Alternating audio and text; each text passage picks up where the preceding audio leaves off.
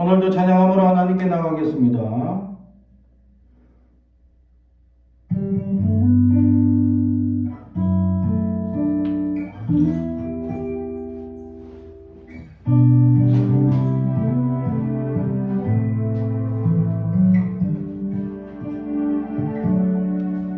고달픈 삶의 은혜도 묻어지고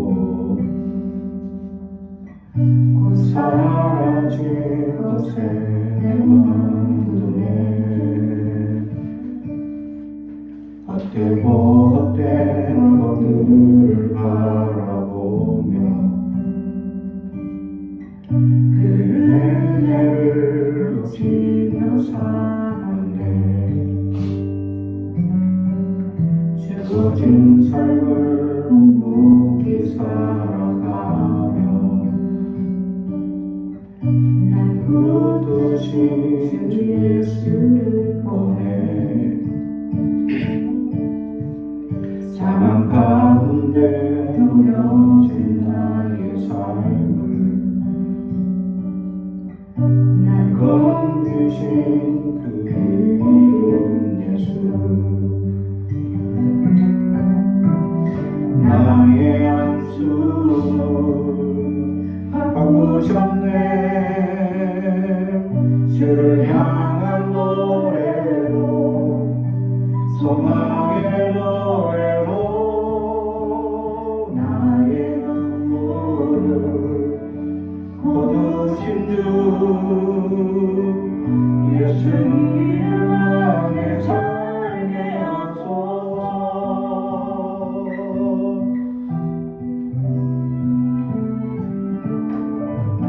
주어진 삶에 묵묵히 살아가며 날 부르신 주 예수를 보내 사랑 가운데 놓여진 나의 삶을 날 건지신 그 이름 예수 나의 한숨을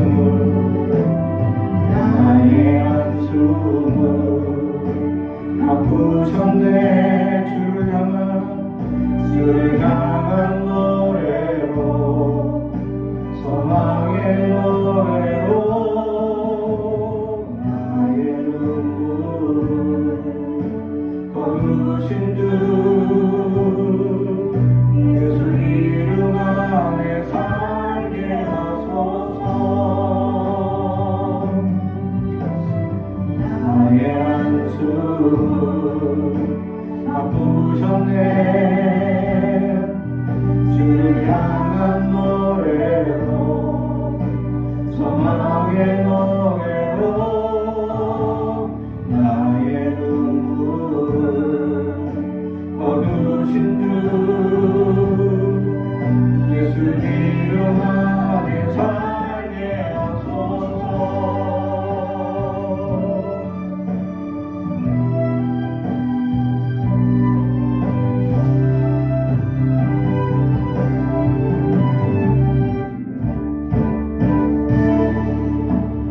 나의 한숨을 바꾸셨네. 주를 향한 노래로 소망의 노래로 나의 눈물을 거두신 주 예수 이름 안에 살게 하소서. 예수 이름 안에 살게 하소서. 예수 이름 안에 살게 하소서.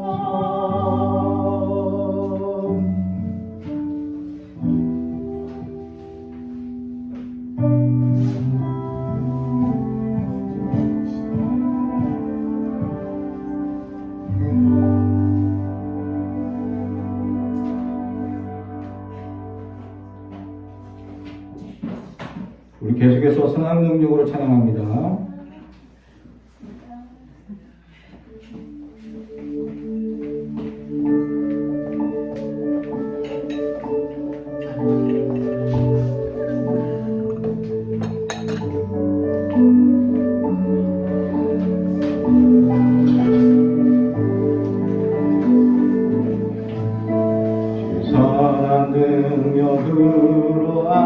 다루시네. 그 크신 팔로 날 보드시네. 절망 속에도 흔들리지 않고 사랑하는 주 얼굴 보아니. 선한 능력으로 일어서리. 주만 의지하리. 믿음으로 우리 고대 안에 주 오실 그날 승리의 새날을 맞이하리.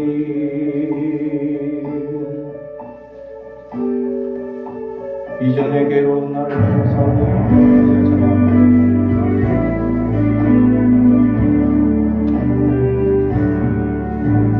이전의 괴로운 날에 워사고 고난의 길을 걷는다 해도 주님께 모두 맡긴 우리 영혼 끝내 승리의 날을 맞으리. 주님이 마신 고난의 승자는 우리도 감사하며 받으리. 주님의 남은 고난 채워하며 예수와 복음 위에 살리라. 예수와 복음 위에 살리라. 예수와 복음 위에 살리라. 선한 능력으로 일어서리. 주만 의지하리. 믿음으로 우리 고대 안에 주 오실 그날 영광의 새날 맞이하리. 선한 능력으로 일어서리. 주만 의지하리. 믿음으로 우리 고대 안에 주 오실 그날 영광의 새날을 맞이하리. 승리의 새날을 맞이하리. 승리의 새날을 맞이하리. 영광의 새날을 맞이하리. 영광의 새날을 맞이하리.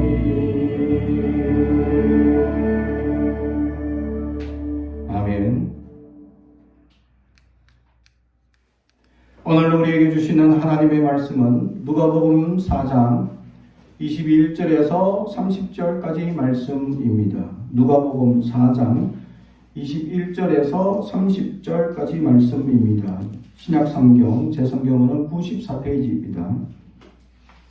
이에 예수께서 그들에게 말씀하시되 이 글이 오늘 너희 귀에 응하였느니라 하시니 그들이 다 그를 정언하고 그 입으로 나오는 바 은혜로운 말을 놀랍게 여겨 이르되 이 사람이 요셉의 아들이 아니냐. 예수께서 그들에게 이르시되 너희가 반드시 의사야 너 자신을 고치려 하는 속담을 인용하여 내게 말하기를 우리가 들은 바 가브나움에서 행한 일을 내 고향 여기서도 행하라 하리라. 또 이르시되 내가 진실로 너에게 이르노니 선지자가 고향에서는 환영을 받는 자가 없느니라. 내가 참으로 너에게 이르노니 엘리야 시대에 하늘이 3년 6개월간 닫히어 온 땅에 큰 흉년이 들었을 때에 이스라엘 많은 과부가 있었으되 엘리야가 그 중 한 사람에게도 보내심을 받지 않고 오직 시돈 땅에 있는 사렙다의 한 과부에게 뿐이었으며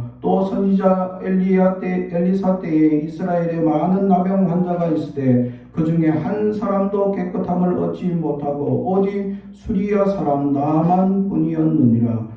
회당에 있는 자들이 이것을 듣고 다 크게 화가 나서 일어나 동네 밖으로 쫓아내어 그 동네가 건설된 산 낭떠러지까지 끌고 가서 밀쳐 떨어뜨리고자 하되 예수께서 그들 가운데로 지나가시니라.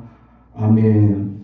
우리 가슴에 손을 얹고 축복의 언어합니다. 나는 하나님의 사람입니다. 축복의 사람입니다. 우리 가정은 영원히 잘된 같이 잘되고 강건해지는 가정입니다. 우리 교회는 번성하고 창대하게 되며 하나님의 언약이 이루어지는 교회입니다. 아멘. 오늘 말씀의 제목은 구원의 계획이라는 제목의 말씀으로 은혜를 나누고자 합니다.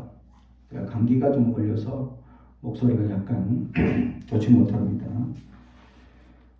오늘 말씀은 예수님께서 자기 고향에서 환영을 받지 못하는 말씀이죠.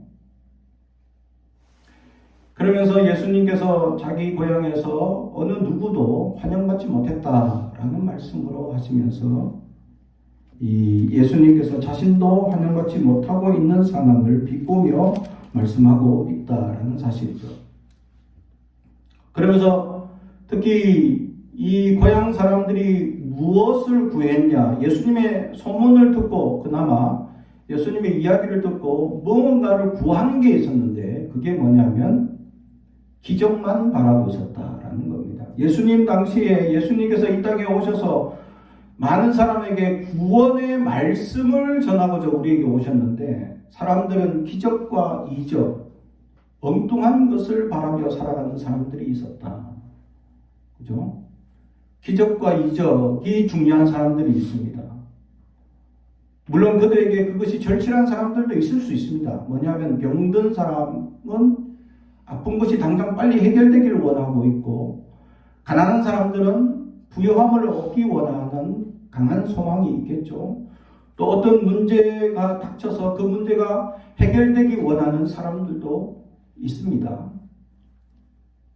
그러나 무엇보다 우리에게 있어서 가장 중요한 것은 구원 받은 영혼. 우리가 예수로 말미암아 예수님을 믿음으로 말미암아 구원받는 그 생명의 말씀이 더 중요함에도 불구하고 우리는 이 땅에 발을 딛고 살면서 이 땅에 일어나고 있는 수많은 환난과 어려움 속에서 이것들을 외면하고 살 수 없는 존재가 되어버렸다라는 사실이죠. 그래서 우리가 이 땅에 살면서 물질의 어려움, 또 질병의 어려움, 또 사람들과의 관계의 어려움, 수많은 어려움을 겪으며 살아가고 있습니다. 그런데 예수님께서 우리에게 가르쳐 주신 핵심이 무엇입니까? 사랑하라라는 겁니다. 어디까지 사랑해야 합니까? 원수까지 사랑하라.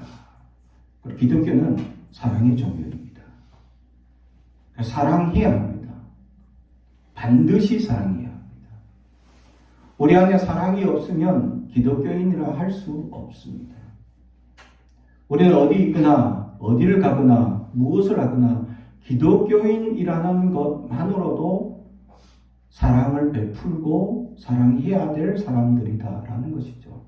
실제로 제가 선교를 가보면 여러 나라에서 선교를 하다 보면 그곳 교회들 속에서 나를 전혀 모르는데도 불구하고 예수 믿는다는 이유 때문에 그들은 저를 환영하고 사랑해 주고 있습니다.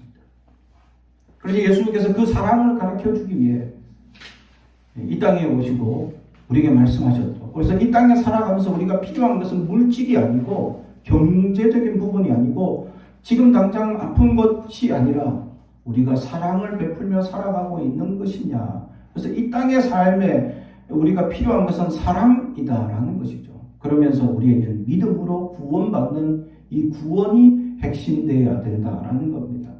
근데 이건 믿음이고 사랑이라서 형용사적인 꾸며진 이야기이기 때문에 이것을 절실히 깨닫지 못하는 백성의 입장에서는 그냥 뜬구름 잡는 이야기일 수 있다라는 사실입니다.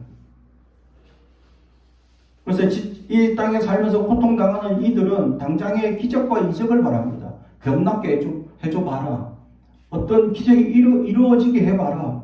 그러면 내가 믿겠다라는 이야기죠. 그래서 예수님께서 비유로 말씀하시되 의사 보고 나 치료해봐라 라고, 그럼 내가 진짜 의사인 줄 믿겠다 라고 얘기를 하고 있는 것처럼, 너희들이 지금 기적과 이적을 보여달라 그러면 예수를 믿겠다 하는 그 이야기는 어리석은 이야기다 라는 얘기를 하고 있습니다. 그렇다고 예수님께서 기적과 이적을 베풀지 않았습니까? 아니요, 베풀었습니다. 죽은 영혼을 최소한 2번 이상은 살리셨습니다. 나사로도 살리셨고, 또 회당장 딸 야이로의 딸도 살리셨습니다. 그죠? 그래서 죽었다가 쳤던 사람도 살리셨습니다. 근데 그들을 살리시고 또 치유하신 그 핵심은 어디에 있느냐? 예수님께서 그들을 불쌍히 여기실 때 기적을 베풀어 주시더라. 할렐루야. 우리가 무엇을 먼저 해야 되느냐? 먼저가 무엇이냐? 하나님께 뭘 들어주세요. 해주세요. 그러면 내가 믿겠습니다. 라는 절대적인 하나님 앞에 조건을 건다는 겁니다. 어떻게 해주면? 흔히들 우리 자녀들이 부모님께 이렇게 하죠. 용돈 많이 주면 제가 효도 열심히 하겠습니다. 용돈 좀 올려주시면 제가 이번 올해는 공부 성적 올리겠습니다 하는 자녀들이 있습니다. 네, 다른 자녀가, 우리 집에 자녀가 3명이 있는데 그 자녀들입니다. 3명들이요. 특히 둘째가 공부를 잘 안 하는데 어떻게 하면 공부를 잘할 수 있느냐, 용돈을 올려주시든지 뭘 다른 걸 해주시든지 조건을 자꾸 걸어. 뭘 해주면 제가 공부를 올리고 부모님 원하는 대로 해주겠습니다. 혼나죠. 도리어 이놈의 자식. 성적부터 올리고 얘기하자. 그죠? 하나님 앞에, 우리는 거룩하신 하나님 앞에 반대로 하는 거예요. 여전히 우리 인간처럼 대하는 거예요. 하나님 해줘봐. 그런 사람들이 있습니다. 해주면 내가 하나님께 열심히 하겠습니다. 내일 복되게 해주시면 하나님께 갚겠습니다. 우리의 인생 자체가 구원받은 게 은혜인데 이 은혜에 감사합니다. 먼저가 우리가 감사가 있어야 하는데 감사가 없는 인생입니다. 그래서 먼저 하나님께 감사합니다 하고 그렇게 살다 보면 어떻게 됩니까? 잘했다, 충성된 내 종아 하면서 하나님께서 더 많은 것으로 채워주십니다. 할렐루야. 우선이 뭐냐? 내가 하나님께 먼저 감사하는 생활을 해야 된다. 그죠? 근데 우리는 우리의 생활에 감사가 있느냐? 하나님 앞에 기적을 보여봐라. 하나님은 뭔가 해줘봐라. 지금도 여전히 하나님 치료해줘 보세요. 복권 당첨시켜줘 보세요. 그러면 내가 교회도 짓고 내가 뭘 해주겠습니다. 그런 얘기, 제가 25년 목회하면서 수많은 얘기를 들었습니다. 지금 내가 들어온 얘기만 들어보면 교회 벌써 3개나 지었습니다. 제가 가르쳤던 제자 중에 한 명 학생이 목사님이 정말, 제가 이제 부모님한테 물려받을 땅이 있는데 이거 제가 물려받으면 목사님한테 교회 하나 지어주겠습니다. 또 어떤 친구는 제가 그때 티코를 몰면서 친구들, 한 덩치 큰 친구들 한 7명씩 데리고 다니면서 밥도 사주고 막 같이 놀아주고 하다 보니까 그 친구가, 목사님, 목사님이 내가 이제 이 월급을 받고 직장생활을 하게 되면 차 하나 사주겠습니다. 큰 걸로. 아무도 안 오네. 찾아오질 않네. 그러다 가끔씩 이제 SNS 연락 옵니다. 제가 차 사주기로 한 제자입니다 하면서 아직 차 살 돈이 모이지 않아 목사님께 찾아뵙지 못해 죄송합니다 하고 문자 주더라고요. 그래서 제가 문자 준 것만 해도 감사하다.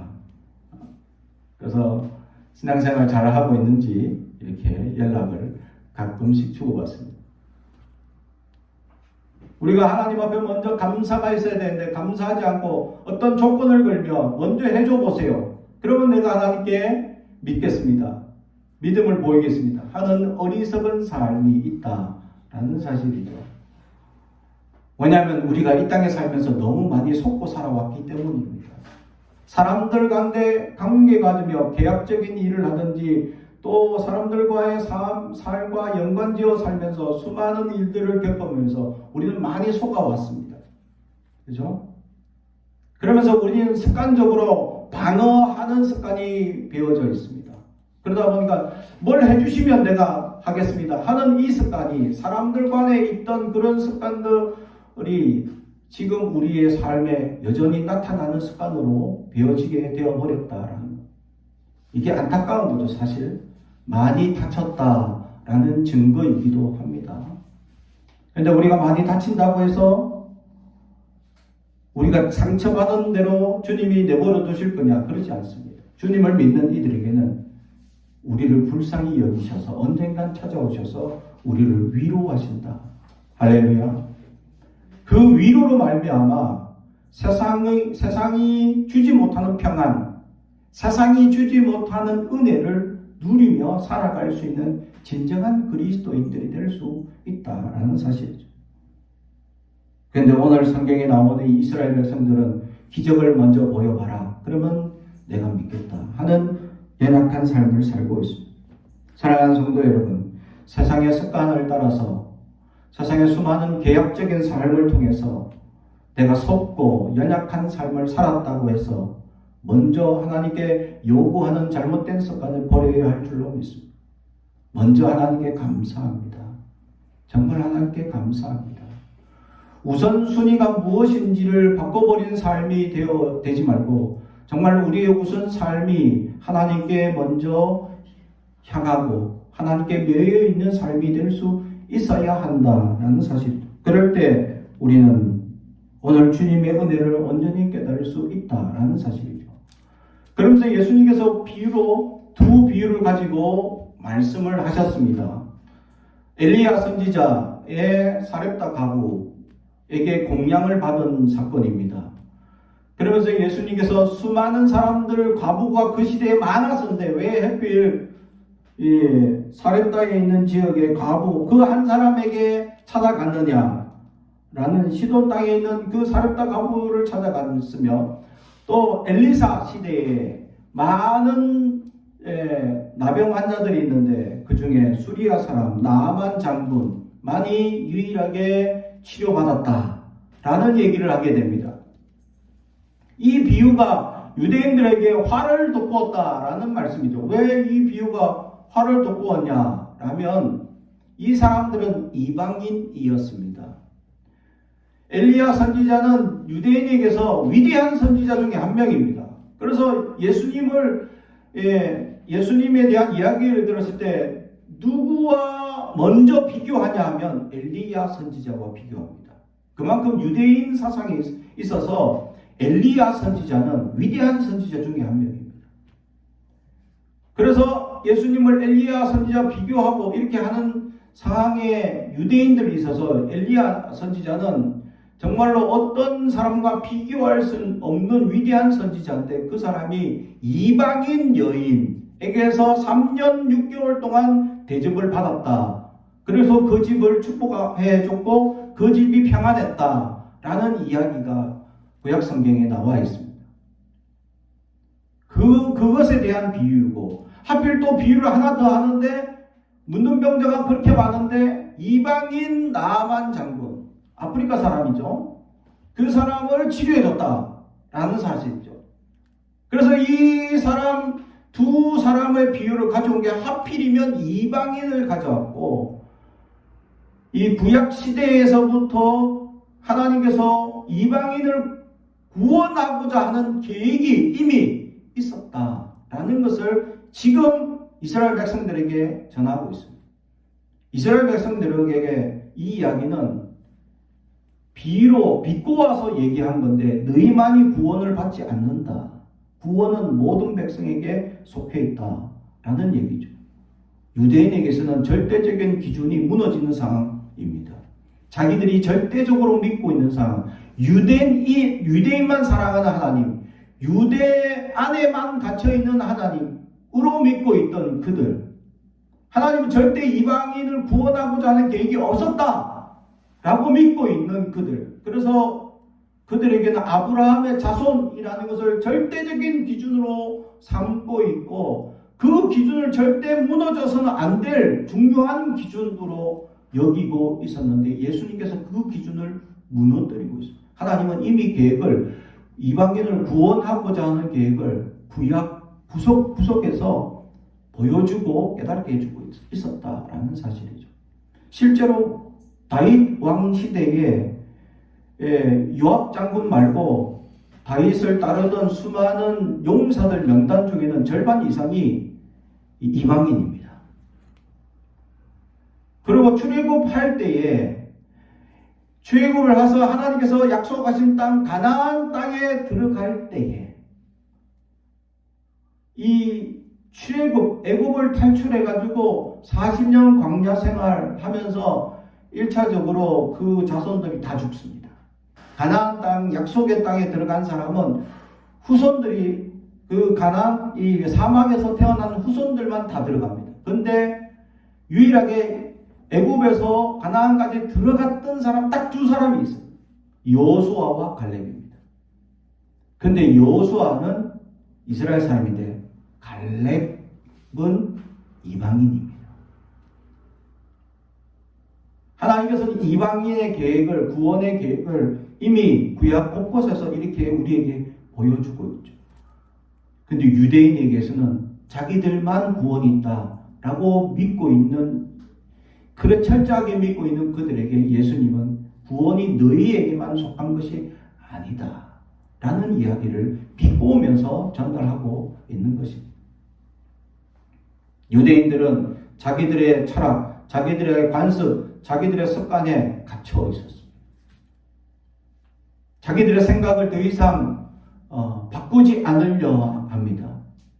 그들의 인습과 자기들의 조상에 갇혀서 더 이상 하나님께서 계획해 놓은 세계적인 구원의 약속을 바라볼 줄 몰랐다라는 사실이죠.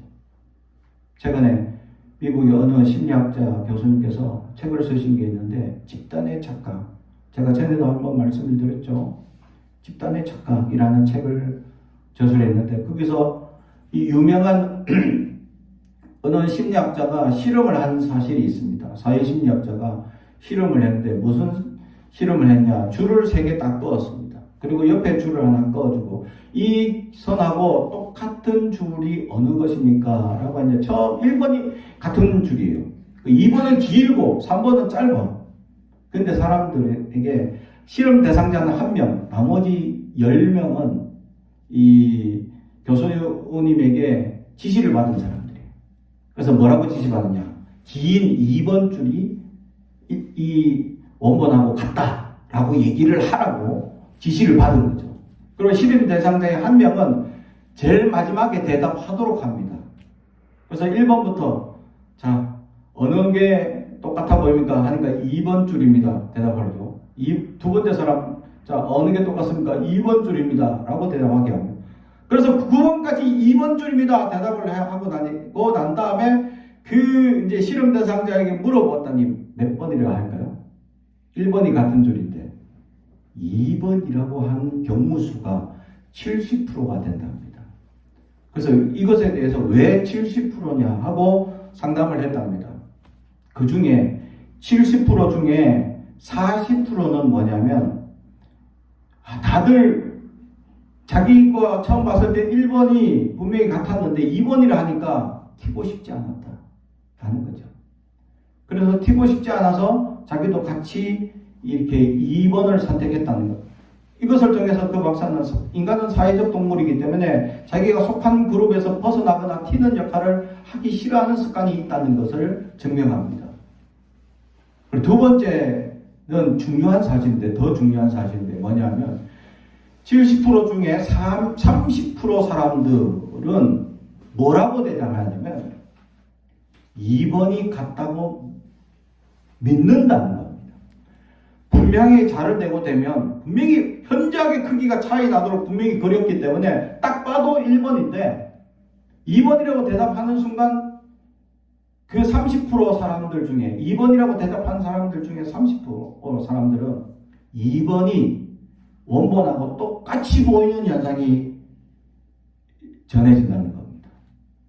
그래서 이걸 특이하게 생각했던 뇌과학자가 어떻게 그걸 분명히 길게 보여야 되는데 왜 1번과 똑같이 보이는 현상이 생기느냐 하고 뇌과학자가 연구해 보니까 뇌가 그렇게 생각하는 순간 뇌가 그쪽으로 뉴런, 뇌가 이게 생강세포들이 모여있지 않습니까? 그 뉴런들이 발달하더라는 겁니다.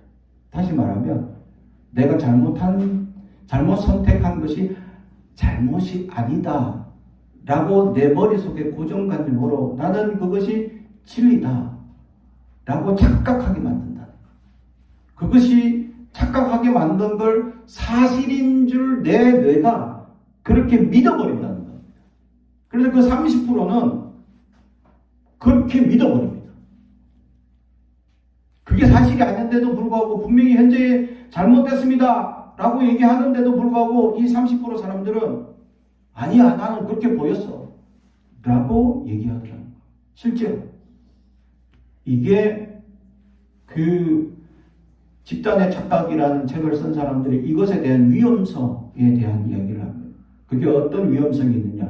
정치적인 부분에, 경제적인 부분에, 우리 문화적인 사회 습관 속에서 아주 심각한 문제가 일어난다라는 겁니다. 그래서 이 집단의 착각에서 가장 무서운 사건이 뭐냐면 우리나라도 그렇지만 양당제를 하고 있는 미국이나 우리나라 같은 경우 서로 당을 이 정치적인 성향이 다른 사람들이 있지 않습니까? 이쪽 정치하는 사람이 잘못됐는데도 나는 이걸 믿기 때문에 잘못된 걸 안 봐. 그냥 믿어버리는 성향이. 이게 30%.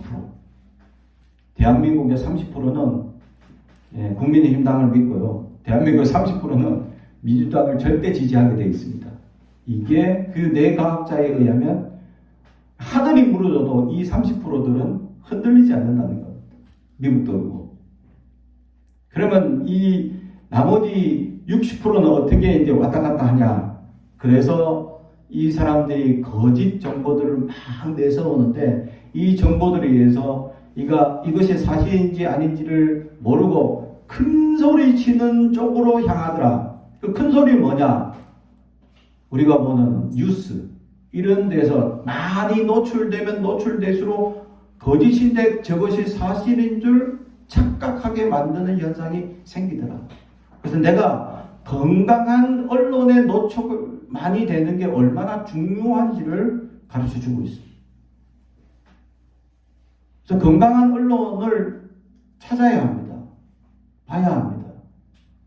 그래서 건강한 언론이나 건강한 이야기를 내가 듣지 않으면 내 생각이 건강하지 못하는 쪽으로 발달해서 그것이 굳어져 버릴 수도 있다라는 사실.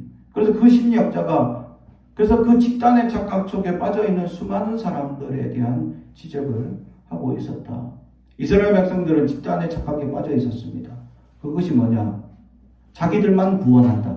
하나님은 이방인을 구원하지 않을 것이다. 라는 그 집단의 착각에 빠져 있었다라는 사실. 그것에 대해서 예수님은 구약 성경 여기에도 저기에도 구원을 이방인을 구원하고자 하는 계획을 이미 계획해 놓으셨다라는 말씀입니다. 이것이 구원의 계획이었다라는 사실입니다. 사랑하는 성도 여러분, 하나님은 온 세계 열방을 구원하고자 하는 계획이 이미 있었습니다. 그래서 요한계시록에 보게 되면 천국에서 수많은 성도들이 하나님을 찬양하는 모습을 환상을 보고 기록한 내용 중에서 이스라엘 백성에 대한 숫자는 정확하게 기록되어 있죠. 14만 4천 명이라고 기록되어 있습니다. 그리고 그 성경 바로 다음 절에는 그 외에 허다한 무리가 라고 기록한 이방인의 숫자는 너무 많으니까 허다한 무리라는 단어로 표현합니다. 그 외에 허다한 무리가 함께 찬양하고 예배하더라. 할렐루야. 구원은 이스라엘 백성만에게 있는 건 아닙니다. 그거는 모든 온 세계 인류에 대한 하나님의 구원의 계획이 있었다라는 사실을 우리는 알아야 합니다. 우리는 살아가는 수많은 습관과 또 내가 보고자 하는 시각과 내가 살아온 환경의 영향에 의해서 우리는 잘못된 습관이나 잘못된 틀을 가질 수 있습니다. 그래서 이것이 굳어지면 아집이 되고 요즘 말로 하면 꼰대가 되어져 버립니다. 그렇죠? 그래서 나이가 들게 되면 내가 살아왔기 때문에 아니까 아이들에게 잔소리 하다 보면 이게 권면하는 말이 잔소리가 되고 꼰대가 될 수 있다라는. 왜냐하면 아이들은 새로운 세계를 경험하기 때문이죠. 왜냐하면 우리가 경험한 세대와는 또 다른 문화와 환경과 또 다른 세계를 경험하고 있는 세대이기 때문에 또 이때에 맞춰서 우리가 얘기를 해줘야 되는데 이게 쉽지 않습니다. 그 부모는 평생 공부해야 합니다. 사실 평생 공부해야 돼요. 부모가 그래야 아이들을 올바로 인도할 수 있기 때문이죠.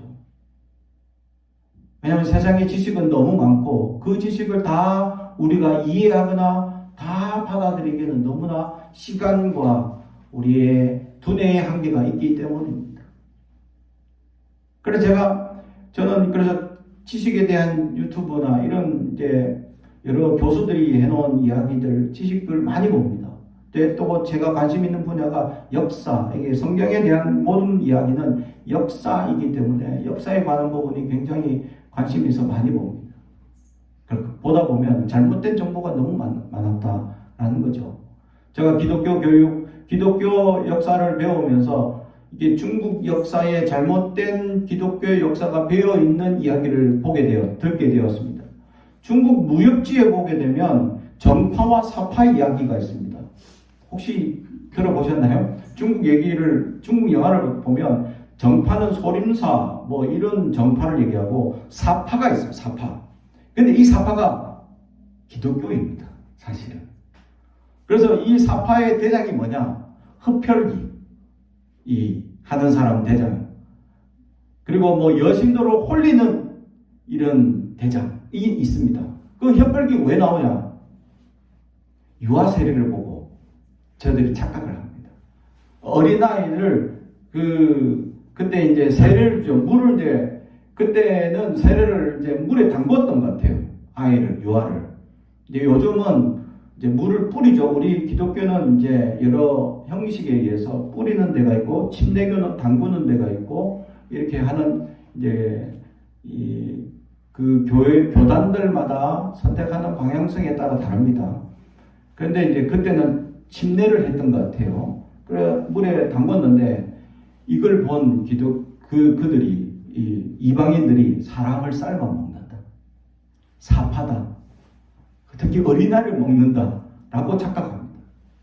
그리고 두 번째는 뭐냐면 성찬식을 그들이 듣고 착각합니다. 성찬식은 이 예수님께서 마지막 최고의 만찬이라는 것으로 만찬을 제자들에게 12제자들에게 베풀어 주시며 이 잔은 기념하여 내 피다. 또 이 빵은 내 살이다. 라고 이렇게 그래서 이것을 먹고 마시는 이들에게 믿음과 역사 또 임재한다 라는 말씀을 가르쳐 줍니다. 그것을 들은 외부적 사람들이 피를 먹어. 그러니까 흡혈귀 대장. 그래서 사파의 이 두목으로 나오는 사람들이 피를 먹는 흡혈귀 이게 중국 역사에 사파로 기록되어 있습니다. 사파는 악한 파로 기록하는 거죠. 근데 이게 기독교였다. 왜냐하면 정파라고 얘기하는 사람들은 유기적 관계로 서로 교통합니다. 소림서도 다른 정파하고 서로 교통하고 하는데 기독교는 외면했죠. 다른 정파를 받아들이지 않습니다. 받아들일 수 없죠. 그런데 이 무리가 너무 큰 무리가 전파되고 막 확장되니까 자기들이 교세가 약화되니까 이들을 물리치는 일들이 벌어졌는데 이게 전쟁도 났습니다. 실제로. 그 역사를 따서 이제 무협지를 만드는 사람들이 정파와 사파 이야기를 가져오게 돼요. 기독교였다. 이게 잘못된 역사 인식으로 인해서 우리에게 전달된 상황이 이런 현상까지 나더라라는 거죠. 우리가 잘못 듣게 된 이야기들, 우리가 잘못 알게 된 사실이 그것이 정말 진리인지 우리가 알지 못할 때 우리는 어떤 관점, 어떤 틀에 빠져 있는지를 알아야 합니다. 내가 정말 하나님 은혜 가운데 온전히 살고 있느냐, 우리의 믿음이 온전히 세워져 있느냐를 우리는 볼 수 있어야 합니다. 오늘 성경에서 주님은 그렇게 잘못된 집단의 착각에 빠져 있는 그들을 하나님께서 구원의 계획은 구약부터 계획되어 있고 모든 백성을, 모든 인류를 구원하고자 하는 계획을 가지고 있었다라는 사실을 얘기했는데 여전히 예수님은 그 고향에서 쫓겨나더라. 우리는 주님 유일하신 구원자로 믿어야 하는데 유일하신 구원자로 믿지 않고 여전히 외부로 쫓아내는 사람들이 있더라라는 거죠. 내 삶에 내가 주인공이 아닙니다. 내 삶에는 주님이 주인공이 되어야 합니다. 주님이 나를 이끌어 가셔야 하고 주님이 내 삶에 역사하셔야 합니다. 그런데 우리는 착각하죠. 그 인본주의의 위험한 상황이 바로 그겁니다. 사람이 중요합니다. 그러나 주님보다 중요하지 않습니다. 기독교에서 잘못 전파되는 사실을 우리는 착각할 수 있습니다. 사람은 중요하죠. 근데 원래 인본주의가 어디서 시작됐냐면 기독교에서 시작했습니다. 왜냐하면 사람들이 사람 위에서 군림하면서 사람들을 종으로 학대하고 갑질하는 세상을 바라면서 사람이 귀하다라고 인본주의를 전파한 게 기독교였습니다. 근데 현대에 와서 그 인본주의가 잘못 증거된 거죠. 하나님보다 더 중요하다 라고 되어버림으로 말미암아 사람들은 착각에 빠집니다. 우리의 삶의 주인공은 내가 아니라 주님이십니다. 주님이 사용하시기 시작할 때 내가 이 땅의 주인공으로 살아갈 수 있는 것입니다. 하나님은 우리 각자에게 이 땅에 태어나게 하신 목적이 있었다라는 사실입니다. 그리고 그 목적을 깨닫는 자, 올바로 깨닫는 자가 되길 오늘 주님은 우리에게 가르쳐 주고 있는데 여전히 이 나사렛에서는 주님이 쫓겨나셨다라는 사실입니다. 쫓겨난 가장 큰 이유는 내가 저 사람을 잘 안다는 겁니다. 내가 예수를 잘 알아. 왜? 어릴 때부터 봤기 때문에. 나사렛 동네에서 내가 저 예수가 자라온 것을 봤다. 그래서 잘 안다라고 착각하는 겁니다. 우리 예수님에 대해서 얼마나 잘 압니까? 저는 목회생활 25년 또 신학교 총 내가 신앙생활을 그렇게 많이 하고 영어 성경을 많이 연구해도 예수님을 알지 못할 때가 많습니다. 사랑하는 성도 여러분, 주님을 알아가는 저와 여러분이 되기를 주님의 이름으로 축복합니다. 주님의 역사, 은혜가 내 안에 온전히 이루어지는 삶이 될 수 있어야 할 줄로 믿습니다. 주님이 우리를 주관하시고 주님이 우리 안에 역사하시는 그 은혜, 하나님은 그 계획을 오래전부터 계획하시고 계셨고 지금 우리에게 베풀고 있는지도 모릅니다. 사랑하는 성도 여러분, 여러분 삶 안에 하나님은 지금 구원의 계획을 하고 계신지 모릅니다. 내가 그것을 믿고 주님을 받아들인다면 놀라운 능력의 사람이 되고 성경에서는 세상이 감당하지 못하는 사람이 될 수도 있지만 그렇지 않으면 여전히 나사렛 동네 사람들처럼 기적만 바라다가 예수님의 비꼬음을 듣고는 결국 예수님을 쫓아내는 어리석은 삶을 살 수도 있다라는 사실. 믿음을 온전히 가져서 구원의 계획이 무언지 깨닫고 놀라운 믿음의 사람들이 되길 주님의 이름으로 축복합니다. 기도하겠습니다. 사랑과 저희 가득하신 아버지 하나님 감사합니다. 하나님 우리는 연약합니다. 나약합니다. 그래서 잘못된 이야기, 잘못된 정보들이 우리 안에 혼돈을 일으키고 연약함에 빠질 수 있도록 만들어가는 것에 우리가 무엇이 진리이고 무엇이 하나님의 은혜인지 깨달지 못할 때가 있습니다. 주여 우리를 분별하게 하옵소서. 깨달게 하시고 온전한 진리를 깨달아 하나님의 구원의 계획 가운데 온전히 살아가고 아멘할 수 있는 믿음의 역사가 우리의 삶에 이루어지게 하옵소서. 감사드리며 예수님의 이름으로 기도하옵나이다.